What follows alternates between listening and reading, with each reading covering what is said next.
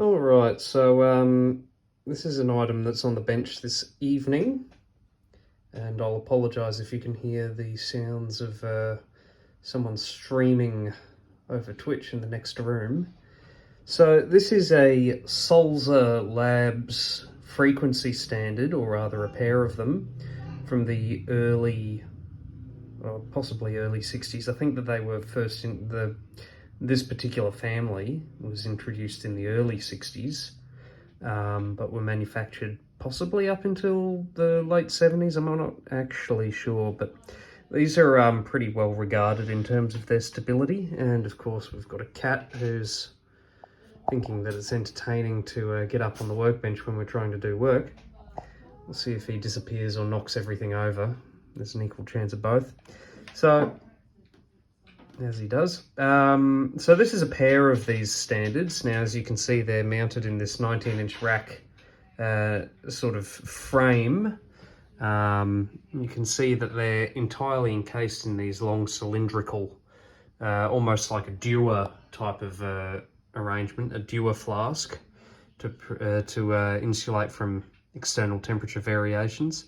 Power is delivered by these unusual sort of plugs that go into the back of the units.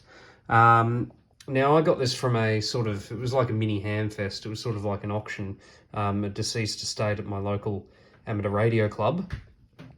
Now, somebody's written on the back, conveniently, the operating range, voltage range. Now, I have seen the schematics for these units, and the input is indeed between 22 to 30 volts DC, with the green wire being negative, blue, positive. So I've got my bench supply, which was actually recovered out of a bin, and that's why this left unit, when you'll see in a moment, the LCD's trashed, but the actual supply works fine.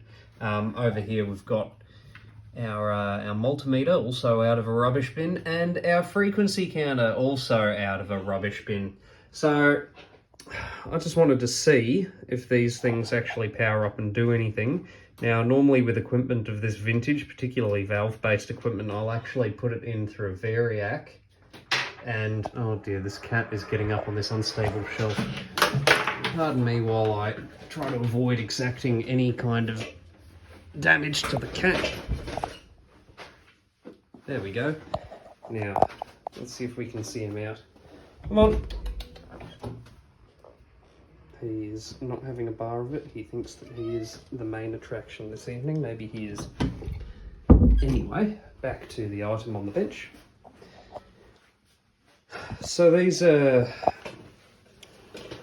Just a shot of the label. This is the Sulzer 2.5C oven crystal oscillator. So it's basically a big oven crystal oscillator. It was one of the first transistorized frequency standards, to my knowledge. So I actually have owned another one of these in the past, which was part of a microwave spectrometer that was installed at Monash University. And when that system and the last few remaining parts of that pioneering system were dismantled, I was given the frequency standard and the HP, it's 5426L or something along those lines, 5445, I can't remember the model number, but it had Nixie tubes in it. Anyway, so I have owned one of these, and that one was a single module with the power supply unit, which also had, I think, a nickel metal hydride battery backup built in, a similar sort of pair of Dewar type cases. But I haven't tested that one. I was always sort of afraid to power it on because it was, it was a historical artifact of sorts, sort of being crucial to the development of the university at the time. The chemistry department, anyway. So these are sort of first time I'm taking a chance on these. So let's give it a go. I've, through somewhat dubious means, got power applied through my bench supply. So we'll power that on. I haven't attached the ground yet. That's probably the wrong way to do it. In fact, it's almost certainly the wrong way to do it, but bear with me. Power this on. So I've got it hooked up to about, and that should stabilize at about 25 volts or so. So let's attach our ground, and while we're doing that, we'll see maybe if I can get that back there, we'll see what this system is doing. I'm trying to get the ammeter in as well as the frequency counter. It probably didn't work quite as well as I hoped that shot, but you can see the microammeter, I think that's a microammeter, DCUA, is now displaying current, so that's good. And over here we can see pretty much bang on 5 megahertz. Now, I don't have any of this gear calibrated. As I said, it came out of a bin, so no idea if it's calibrated or not. This is probably actually 5 megahertz or megacycles, as you can see read in the terminology of the day. Now, I did notice this, that there are 9 values written on this label and 9 positions on this selector. So I assume that these are sort of factory calibration currents. So when you change this, it'll switch the ammeter into a different part of the circuit. Now, I have noticed that pretty much these are all not really quite where they should be. So we have it number 1. So actually, that's not too bad. That should be reading 50 milliamps, microamps rather. I assume it's microamps. That's reading just under 50 microamps. Let's turn it up to position 2. That's coming out at about 60 microamps. Yeah, just above 60, should be 65. So maybe if we let this stabilize over a little while. Now this is well high, that's coming out just below 100 microamps, and we're seeing 3. 4, needle gets pinned. 4 is the temperature. That should be at 0, so maybe that just indicates that it hasn't warmed up yet, and perhaps that drops down when that warms up. It was a bit counterintuitive. Inner oven 35. Maybe that is also pinning. That also may be wrong. Outer oven 35. That's coming up at just above 50, 60 something. Our 5 megahertz output coming out at 22. You can see that it's well below that in the actual reading. 8, very much close to 0. 8 is the 1 megahertz out reading, and that should be at 41, so nowhere near there. And similarly, right at the bottom, 0, 100 kilohertz out. So maybe if I leave this on, that might stabilize, and those current readings will actually come up to where they're supposed to be. Who knows? I'm not sure if I can leave this on for that period of time. We'll look over at the power supply. It's drawing about half an amp at roughly 25 volts. So that's the frequency reading just plugged directly into it. So that's coming up at what? 5 megahertz. Almost bang on. Now, probably shouldn't be doing this as I am, but let's try changing the output. We'll see the gate LED switch off, I think, if I can actually remove this BNC connector, which I can't. There we go. So it's stopped triggering. Let's plug in the 1 megahertz output and see what happens. Okay. Now that immediately doesn't quite look right. For one thing, it's not triggering. Is it? It's not. No, why is that coming out at 426 kilohertz? Is that what it's? I don't know. Anyway, I'm not seeing anything on the 1 megahertz output. That doesn't appear to be working. Let's try it. Oh, it's difficult filming with one hand. One day I'll get a proper. So plugged back into the 5 megahertz output, we are now seeing again bang on, or almost, whatever's out of calibration, just about 5 megahertz. So that seems to be working. You can adjust the frequency slightly with this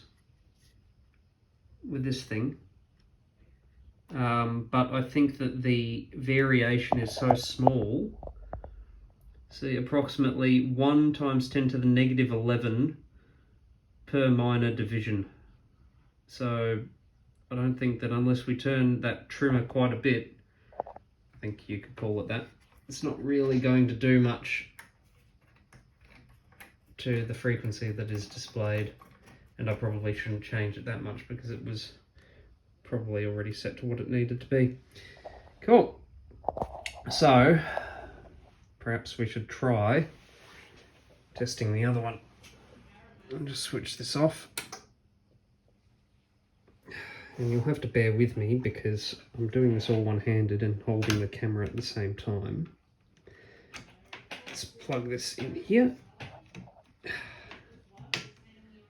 There we go.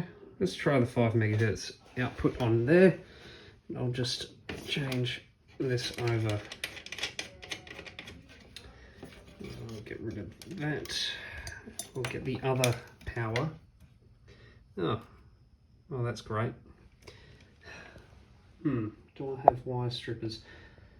You're going to see a very boring sort of shot of this oscilloscope for a few seconds while I keep talking and while I actually hook all of this up. You see, this is why you should prepare before you do videos rather than just making it up on the go.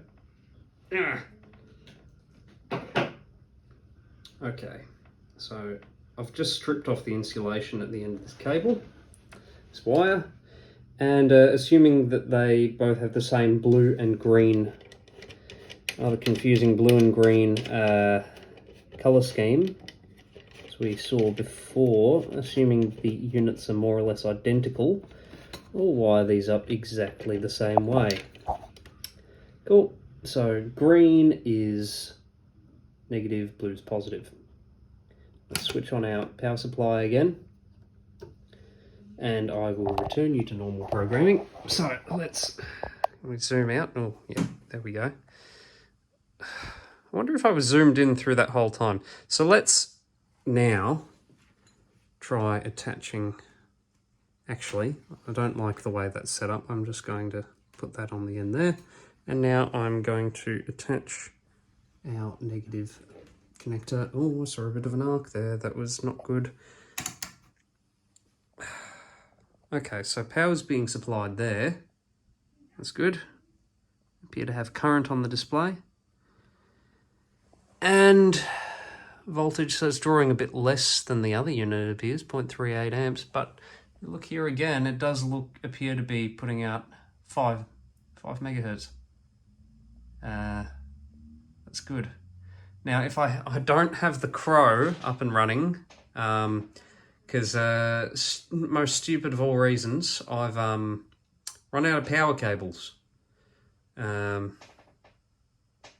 it's not the best situation. So maybe in a future video, I'll actually do this properly and have everything patched in. You see, this bench was set up a bit on the fly because it had been disused for ages, and eventually I got sick of it and I thought I'm going to buy some shelves.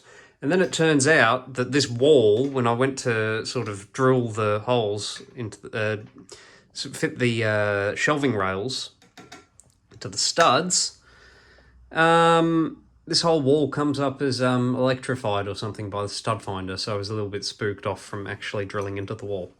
So I didn't do that. Okay, now I've changed this over to the 1 megahertz input, and, well, what do you know? That looks like 1 megahertz with a sizable offset that probably is incorrect, or at least it was. I don't know. I haven't used this thing in ages, so I'm just relying on past me to have set it up properly. But that doesn't appear to be triggering the way it normally does. Maybe I've read that wrong. Anyway, drawing 0.5 amp. This is, what, 55, should be 55, 69, it's not 60, 64, what? 0 temperature, definitely not up to scale. Oh, and frequencies jumping around whilst I'm doing that, so maybe that is not actually behaving. So I'm just going to patch this back into the 5 megahertz input, and I'll leave it there. And in a future video, if I can be bothered making one, we will actually see how this looks like in terms of the stability when it warms up, etc. But right now, I'm just having it run off the bench supply. I did want to run it off the 24 volt LED panel supply that I had, but that also came out of a bin and was cactus. So I can't do that, unfortunately, but let's see how we go. That is the Sulzer Labs 2.5 frequency standard tray core ink. I think that was the company that bought Sulzer, so maybe this is a later model one than the one that I have in storage at my parents' place. But yeah, here we go. To be continued.